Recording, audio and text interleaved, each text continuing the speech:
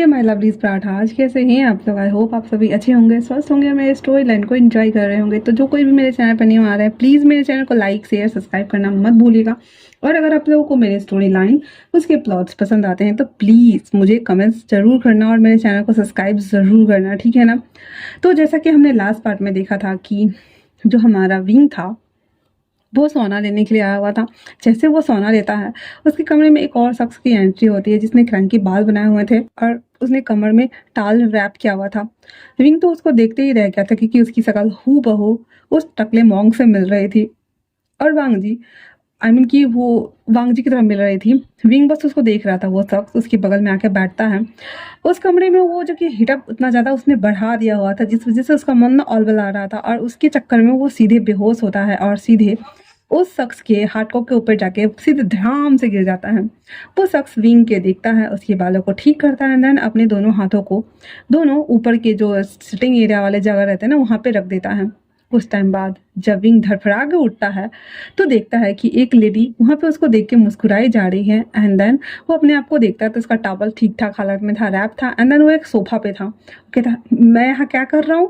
वो कहती सर आप उस रूम में आप बेहोश हो गए थे सर, तो हमारा स्टाफ आपको यहाँ ले आया। कहता स्टाफ पर मेरे साथ एक और था। कहता सर वहाँ कोई नहीं था आपके अलावा, आपको वहम हुआ है।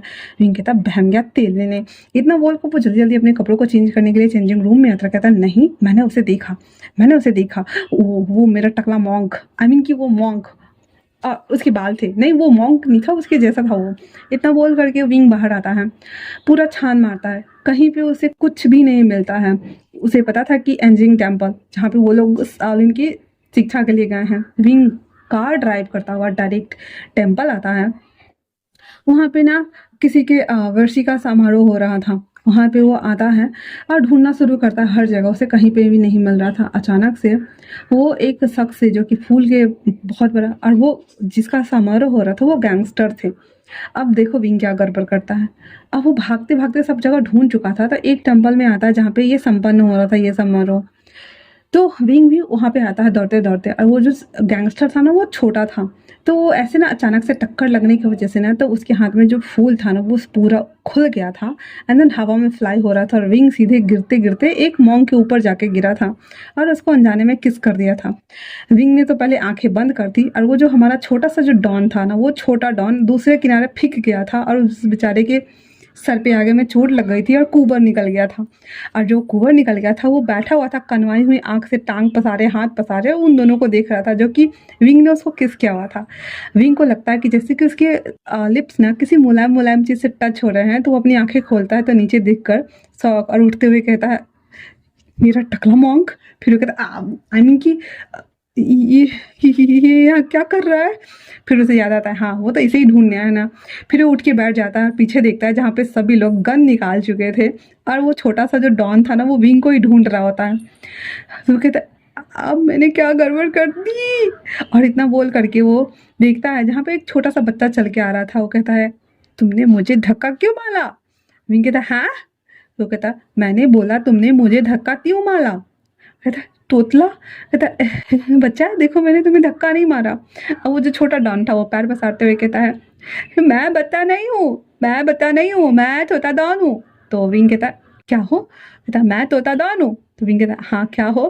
तो कहता ये मेरी बेइज्जती तल रहा है, इसको मारो। सभी लोग आकर के उन दोनों को गन पॉइंट पे घेरे हुए थे। विंग कहता सबसे पहले तो आई एम सॉरी, मैंने कुछ भी किया है, जो कुछ भी किया हो मैंने जानबूझ के नहीं किया है। और दूसरी बात ये बच्चा रो क्यों रहा है। उसमें से बोलता है तुमने हमारे बॉस को गिरा दिया और तुम उसे सॉरी भी नहीं बोल रहे हो। कहता हाँ। फिर कहता ये छोटा बच्चा तुम्हारा बॉस। तो वो कहता मैं बता नहीं हूँ। तो वांग जी अपने हाथ को जो होता है ना आशीर्वाद मुद्रा, तो वो दोनों हाथों को उस गेस्चर में करता है उत्तरबोधि मुद्रा में। अंदर कहता है हमें माफ़ करिए, हमने नहीं देखा आपको और इससे भूल हो गई है, ये मेरा होने वाला हस्बैंड है। कहता अच्छा इसीलिए ये तुम्हें ढूंढते हुए आला था, ऐसा बोलो ना, इसीलिए अभी इसने तुम्हें किस भी किया।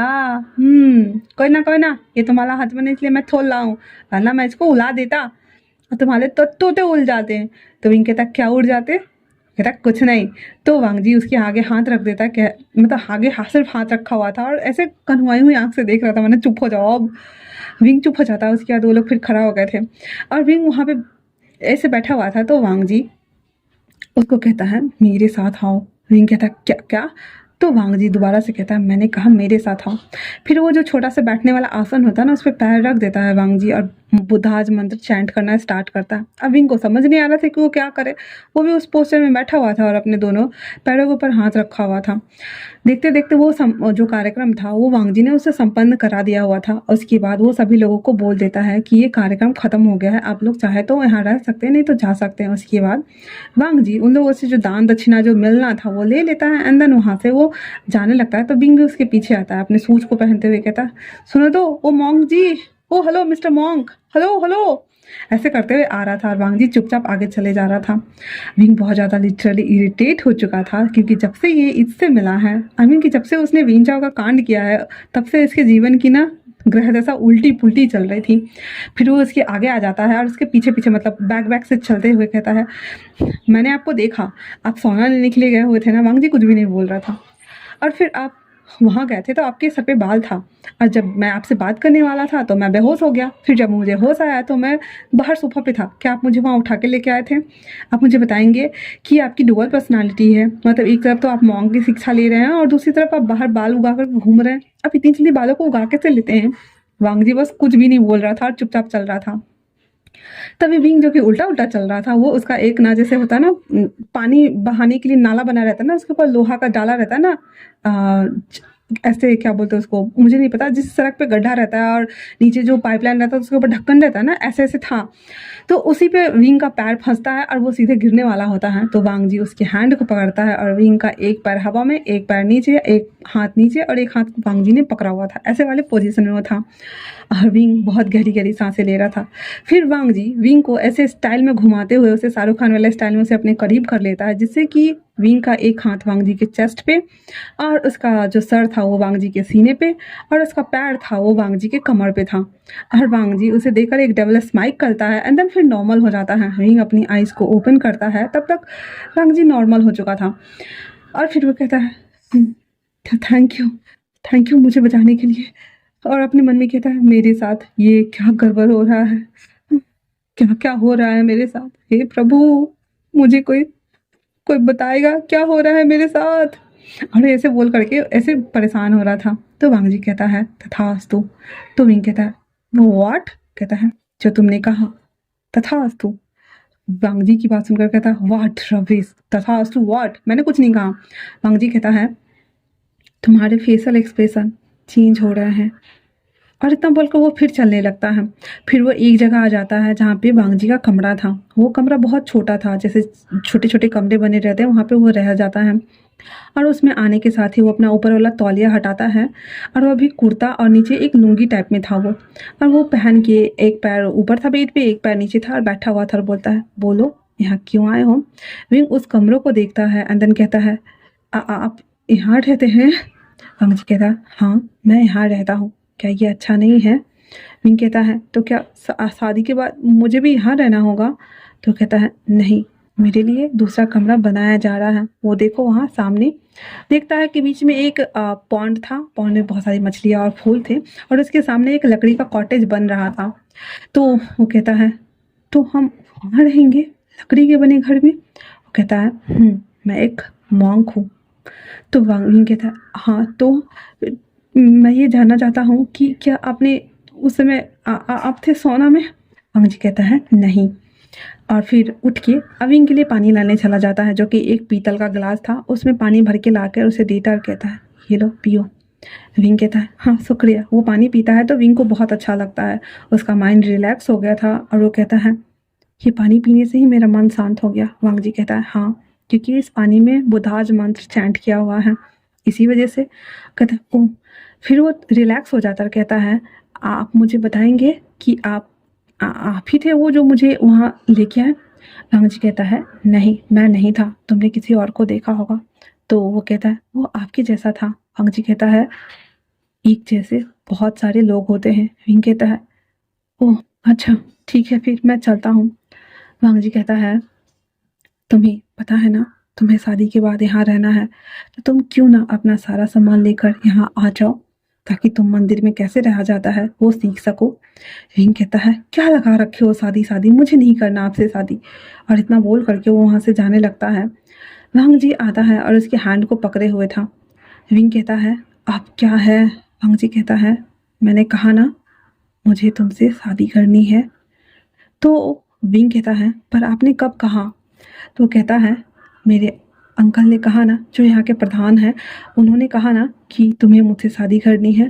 कहता है मैं आपसे शादी नहीं करूँगा, आप यहाँ के मॉन्क हैं और आप चाहते हैं कि मैं शादी के बाद ये ऐसे कपड़े पहन के घूमूं और यहाँ पे ऐसे रहूं, और आपको लगता है कि ये सब करने के बाद आप सेक्स कर पाएंगे। वांग जी कहता है क्यों, तुम्हें ट्राई करना है, तुमसे किसने कहा कि मॉन्क सेक्स नहीं कर सकते। तो विंग कहता है मुंह बनाते हुए पर मैंने ये कभी नहीं सुना कि मॉन्क शादी भी करते हैं। तो वांग जी कहता है क्या तुमने संस्कार पद्धति के बारे में सुना है। कहता है ये क्या होता है। कहता है संस्कार पद्धति जो एक आचार्य होता है, उसका बेटा फिर उसका बेटा फिर उसका बेटा, जैसे राजशाही होती है तो उन्हें शादी करनी पड़ती है। तो विंग कहता है पर मैं एक लड़का हूँ। तो वांग जी कहता है मेरा सोलमेट एक लड़का है, तो मुझे शादी लड़का से करना होगा ना कि लड़की से। इतना बोल कर वो कहता है मैं तुमसे कल मिलने आऊँगा। और इतना बोलने के साथ ही वांग जी वहाँ पे जा कर के वापस है और वो मेडिटेशन पोस्टर में बैठ जाता है। विंग पूरा झल्लाया हुआ कहता है मैं नहीं मिल रहा आपसे, और इतना बोलकर वो निकल जाता है। वांग जी के चेहरे पे एक स्माइल थी और विंग वहाँ से पैर पटकता हुआ आ गया था। हालांकि उसे यहाँ पे उसका जवाब नहीं मिला था, वो बहुत ज़्यादा इरिटेट हो गया था और वो वापस से ऑफिस आ जाता है, काम करता है। रात को 11 बज चुके थे और उसे घर जाना था। वो जैसा ही ऑफिस से बाहर निकलता है घर जाने के लिए, वो नीचे देखता है कि वेन चाओ है। अब उसे समझ नहीं आ रहा था कि वो क्या करे। वो बचते बचाते दूसरी तरफ जैसे ही जाने को होता है, एक शख्स उसका हाथ पकड़ के खींच लेता है। वो शख्स, उसने मास्क वेयर किया हुआ था, उसके सर पे एक कैप था और उसकी आंखें बस दिख रही थी। विंग बस उस शख्स को देख रहा था क्योंकि उस शख्स ने विंग को अपने बाजुओं में भरा हुआ था, उसे अपने आगोश में ले रखा था।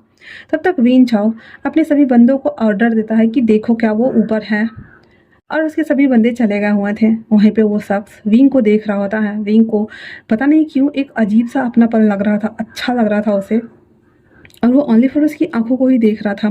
वो शख्स धीरे धीरे करके विंग को अपने जैकेट से कवर कर लेता है, मानो वो दिखाना चाह रहा था वेन चाओ को कि देखो हम दोनों के बीच में किस हो रहा है भाई। और वेन चाओ उसे देखते हुए कहता है हाँ, लोगों को रूम नहीं मिलता है क्या, यहीं पे शुरू हो गए हैं। फिर ऊपर से सारे लोग आ जाते हैं और कहते हैं सर वो नहीं है, शायद वो चले गए। वो कहता है हाँ कल देखता हूँ मैं इसको। और इतना बोलकर वेन चाओ की सवारी भी वहाँ से चली गई थी। और वेन चाओ बेचारा ठीक हो गया था क्योंकि वांग जी ने उसे बस कुछ टाइम के लिए ही पैरालाइज किया था एंड देन वो सही हो गया था। इसलिए अभी वो गुस्सा के मारे विंग को ढूंढने के लिए आया हुआ था।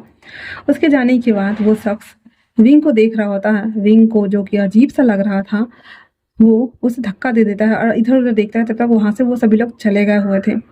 और उसके बाद विंग जब उन लोगों को देख रहा होता है तब तक वो शख्स भी वहाँ से गायब हो चुका था।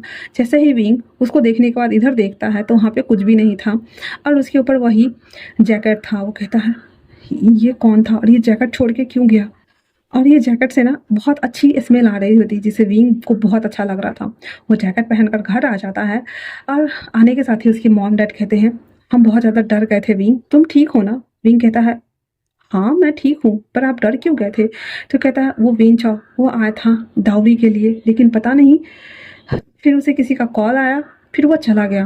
कहता है अच्छा हाँ, और पता है वो बोल रहा था कि अगर विंग शादी नहीं करेगा तो हमें यानी की शादी उससे करानी होगी, अब हम क्या करें विंग। विंग कहता है मॉम ऐसा कुछ नहीं होगा और यानी की भी शादी से नहीं करानी होगी, हम यानी को जर्मनी भेज देते हैं ना। इतना बोल करके वो यानी को कहता है अपना सारा सामान पैक करो, हम अभी जा रहे हैं जर्मनी। तो विंग कहता है मॉम आप जंगजिंग का ख्याल रखिएगा ठीक है ना। कहता हाँ ठीक है।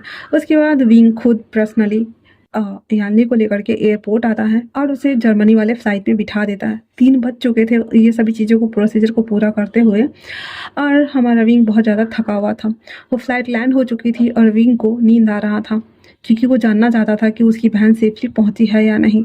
उसके बाद वो एक जो सिटिंग एरिया वाला जगह था ना, वो बहुत ज़्यादा थक चुका था। जैसे ही फ्लाइट लैंड हुई वो आके बैठता था, उसे नींद आने लगता और वो थक गया था। तभी एक शख्स उसके बगल में आके बैठता है और वो अपना सर उसके कंधे पे रख देता है और सो जाता है। ये वही शख्स था जो ऑफिस के बाहर मिला था। और वो शख्स बस विंग को देख रहा होता है, उसके बालों को ठीक करता है एंड देन वहाँ पे सही से बैठा हुआ था। 1 घंटे बाद जब विंग की आँख खुलती है और वो अपने बगल में एक शख्स को देखता है तो आई एम सॉरी बोलता है एंड देन उठ के वहाँ से जाने लगता है। बट जब उसे एहसास होता है कि ये शायद से ये वही इंसान है जो ऑफिस के बाहर मिला था, विंग वापस से पलटकर उसके पास आने का होता है, लेकिन तब तक वो शख्स गायब हो चुका था। विंग घर आ जाता है और आके बोल देता है मॉम को कि मॉम यहाँ नहीं चली गई है। वो अपने कमरे में आकर सो जाता है। अब उसको सुबह के 11 बजे के आसपास नींद खुलती है, उसे ऑफिस भी जाना था। वो रेडी होकर जैसे ही नीचे आता है तो देखता है कि वांग जी ऑलरेडी आके बैठा हुआ था। विंग मुंह बनाता हुआ नीचे आता है और कहता है हाँ ये टकले को अभी भी यहीं आना था। विवांग जी सुन चुका था और कहता है मैं एक मॉन्क हूँ तो मुझे बाल छिलाना ही पड़ता है, वो भी हर दूसरे दिन, चाहे कुछ भी हो जाए। तुम रहोगे तो तुम्हें भी छिलाना होगा। विंग कहता है क्या मतलब मैं भी टकला बन के घूमूं, तुम्हारा दिमाग ठीक है? हाँ, कुछ भी। और इतना बोलकर वो बैठ जाता है। उसकी मम नाश्ता लगा रही होती है, जो नाश्ता उसे लगा रही होती है वो उसको भी देता है खाने के लिए। वांग जी भी खानों में से निकाल कर एंसेस्टर के लिए एक प्लेट में निकालता है देन वो दाज में अंदर चैंट करता हुआ खाना शुरू करता है। विंग को तो इस सबसे बहुत ज़्यादा गुस्सा आ रहा था और वो कह रहा था कि अब मुझे भी ये सब करना पड़ेगा, इस टकले से शादी करके मुझे नहीं करना इससे शादी। वांग जी कहता है मैं आज से तुम्हारे साथ ऑफिस चलना चाहता हूँ, क्या तुम मुझे ले चलोगे? विंग उसका मजाक उड़ाते हुए कहता है ओ तो तुम ऑफिस जा कर के क्या वहाँ पे आह, क्या बोलते हैं उसको अकाउंट का काम संभालने वाले हो? क्योंकि तुम्हें तो इंग्लिश बोलने आती भी नहीं होगी ना, और तुम्हें तो कुछ भी नहीं आता होगा ना। वांग जी कहता है ठीक है चलो। कहता ठीक है आज मेरा वैसे भी एक इम्पोर्टेंट क्लाइंट के साथ में मीटिंग है तो मैं भी देखता हूँ, अगर वो डील मुझे तुम दिला देते हो तो ठीक है, मैं तुम्हारे साथ एक दिन के लिए डेट पे जाऊँगा। वांग जी कहता है अगर ऐसा हो गया तो सही है। तो वो कहता है ठीक है। फिर वो दोनों मज़े से नाश्ता करते हैं और जियांग चिंग कहता है ब्रो अपने रथ को स्टॉप करो वरना कहीं और चले जाओगे। कहता है बस करो बस कुछ नहीं होगा मुझे। और ओवर कॉन्फिडेंस लग रहा होता है विंग हमारा। उसके बाद वो दोनों वहाँ से निकलते हैं और विंग सीधे क्लाइंट से मिलने के लिए आ गया हुआ था। हालांकि वो क्लाइंट जो था वो यूएसए का क्लाइंट था और उसके साथ इंग्लिश में ही बात करनी थी। विंग हमारा बैठा हुआ था, उसको पोर्टफोलियो दिखा रहा था और इंग्लिश में बोल रहा होता है। वांग जी को जैसे कि परफॉर्म करना था तो वो बोलता है ये मॉन्क कौन है? तो हमारा वांग जी खुद को इंट्रो देते हुए कहता है मैं एंजिन टेम में शाओलिन मॉन्क की शिक्षा ले रहा हूँ। वो एंजिन का नाम सुनता है तो पहले नहीं समझ में आता, तो वो बताता है कि ऐसी जगह जहाँ पे मॉन्क पद्धति के अनुसार मॉन्क का शिक्षा तो दिया ही दिया जाता है, जहाँ पे उसे कुंफू कराटे और आध्यात्मिक ऊर्जा, स्पिरिचुअल ऊर्जा और बहुत सारे रेकी पावर्स भी सिखाए जाते हैं। वो एक एक करके इंग्लिश में एग्जाम्पल दे रहा होता है। विंग तो हॉ करके उसको देख रहा होता है। वो मॉन्क बहुत ज़्यादा मतलब उसकी बातों से अट्रैक्टिव फील कर रहा था क्योंकि वांग जी एकदम आराम से पीसफुली हर चीज़ का आंसर कर रहा था। फिर वो जो हमारा यूएसए क्लाइंट था वो विंग से बात करना बंद करके और उससे बात करना शुरू कर देता है, पूछता है कैसे सिखाते हैं, क्या क्या होता है, कैसे कैसे करना होता है। वांग जी सब चीज़ डिटेल में बता रहा होता है और विंग अपना सर पकड़ के बैठा हुआ था। वो क्लाइंट बहुत ज़्यादा हैप्पी था और कहता है thank you so much mister wing, मैं आपके साथ काम करने के लिए तैयार हूँ, पर मुझे इस मॉन्क के साथ पर्सनली में कुछ डिटेल में बात करनी है और मुझे और मेरी वाइफ को भी ये सभी चीज़ें सीखनी है। तो मैं नेक्स्ट टाइम आऊँगा तो मैं अपनी वाइफ को लेके आऊँगा, तो आप मुझे इस मॉन्क के साथ वर्क कराइएगा, ठीक है? विंग कहता है व्हाई नॉट, या श्योर। और इतना बोलकर वो डील डन हो गया था। उसके बाद वो वहाँ से चला गया था। विंग को लगी थी भूख और वो होटल आ जाता है। वो एक 5 स्टार होटल था और अपने लिए बहुत सारे नॉनवेज को ऑर्डर कर देता है। अब वांग जी उसके सामने बैठा हुआ था तो उससे पूछता है आप तो नॉनवेज नहीं खाते हैं तो मैं आपके लिए क्या ऑर्डर करूं? वांग जी कहता है अगर तुम्हारे साथ मुझे नॉनवेज खाना पड़े तो मैं खा लूँगा। तो विंग कहता है नहीं नहीं मैं ऐसे पाप अपने सर नहीं ले सकता। फिर वो उसके लिए वेज ऑर्डर करता है। बहुत सारा क्रैब्स वगैरह वो मंगाया हुआ था तो वो खा रहा था और वांग जी हमारा वेजिटेबल वाला खाना खा रहा होता है। और विंग जो खा रहा होता है तो वांग जी को अच्छा लग रहा होता है कि अच्छा, वो समझ रहा था कि मतलब विंग को ना नॉनवेज बहुत पसंद है। खा चुकने के बाद वांग जी ऑफिस में बैठ के जाने को होता है और उसको कहता है तो आपने ये दिलवा दिया, ठीक है अब आप जाइए। तो वांग जी कहता है उससे तुम कुछ भूल रहे हो विंग। विंग कहता है हाँ क्या भूल रहा हूँ मैं? तो वांग जी कहता है वही तुमने कहा था कि तुम मेरे साथ एक दिन डेट पर चलोगे, तो हमें एक दिन डेट पर जाना है। विंग कहता है ओ कम ऑन, आपको लगता है कि आपने ये कहा और आपने डील दिला दी मुझे तो मैं चलूँगा? मैं तो बस मजाक कर रहा था। वांग जी कहता है मैं 2 दिन बाद आ जाऊंगा 10 बजे तुम्हें लेने के लिए। इतना बोलकर वांग जी वहां से चला जाता है। विंग कहता है हेलो सुनिए तो आप ऐसा नहीं कर सकते, मैं नहीं जा रहा आपके साथ। बेचारा फिर से इरिटेट हो रहा था। उसके बाद हमारा विंग कार में बैठ जाता है और उस टकले मॉन्ग के बारे में सोचते हुए ऑफिस के लिए निकल जाता है। वहीं दूसरी तरफ यानली जो कि जर्मनी पहुंच गई थी, वो विंग के कॉल पे कॉल करती है। विंग कॉल पिक करते हुए कहता है यानली क्या तुम पहुंच गई? तो कहता है हाँ मैं पहुंच गई काका, सही सलामत, और मैं ठीक हूँ, मैं अपनी फ्रेंड के यहाँ आ चुकी हूँ। इतना बोलकर वो कॉल कट कर देता है। विंग को तसल्ली था कि विंग चाहो चाहे कुछ भी कर ले, जर्मनी तो जा ही नहीं सकता। इसलिए वो चुपचाप से अपने ऑफिस के लिए आ जाता है। लेकिन वो जैसे ही ऑफिस आता है देखता है कि विंचा वहाँ पे उसका ऑलरेडी इंतजार कर रहा था। अब विंग क्या करे क्या ना करे, इसीलिए वो चुपचाप से उल्टे पैर एलिवेटर में जाता है। जैसे ही वो एलिवेटर में जाता है, वो शख्स जो उसे अपने ऑफिस के बाहर मिला था वो वहीं था। और हमारा विंग जैसे ही उसे देखता है, उल्टा पैर भागने को होता है, वो शख्स विंग को अपनी ओर खींचता है एंड देन अपने बाजू में फिर से भर लेता है। विंग को तो समझ नहीं आ रहा था कि ये जब भी लेता है मुझे अपने आगोश में क्यों भरता है, लेकिन हालांकि विंग रेसिस्ट नहीं कर पा रहा था। पता नहीं क्यों उसका टच, वो सभी चीज़ें उसे बहुत अच्छा लग रहा था। तब तक विंग चाओ के लोग जो अरविंद चाओ वो जितने भी थे वो विंग के ऑफिस में थे। उन लोगों ने देखा कि विंग अभी तक नहीं आया है, तो वो भी विंग के पीछे पीछे आ रहे थे। इसीलिए उस शख्स ने विंग को खींच के अपने आगोश में लिया था और वापस से उसे अपने अंदर चापे हुए था। अभी वो शख्स ऐसे पोजिशन में था कि उसके अंदर विंग था और वो सभी उसके आगे जाके खड़े थे। वो सब नीचे जा रहे थे और वो भी वहाँ पे था। वो शख्स विंग को अपने कैप दे देता है और पहना देता है। उसके बाद वो सभी नीचे आ गए थे और विंचाओ कह रहा था दो आदमी यहीं रहोगे, मुझे भी चाहिए पता करना है कि वो आखिर ज़्यादा कहाँ है। जब भी हम आते वो हमेशा गायब ही रहता है। और तो और मुझे उससे बात करनी है कि उसने अपनी बहन को कहाँ भेजा है। मुझे उसकी बहन और साथ में वो दोनों हर हाल में चाहिए। मुझे दोनों के साथ मज़े लेने हैं। इतना बोल करके विंचाओ और सारे लोग वहाँ से निकल जाते हैं, दो मुस्तंडों को वहाँ पर छोड़ के।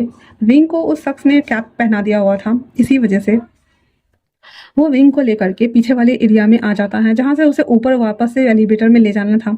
वो आराम से उसे बचाते हुए लाता है और प्राइवेट एलिवेटर तक ला करके पुश ऑन करता है। विंग तो आश्चर्य, भाई इसे कैसे पता कि ये प्राइवेट एलिवेटर यहाँ से इसको ऑफिस की तरफ जाएगा। उसको पूछने ही वाला था, तब तक वो शख्स उसके मुंह पे हाथ रख देता है और इशारा करता है चुप रहने का।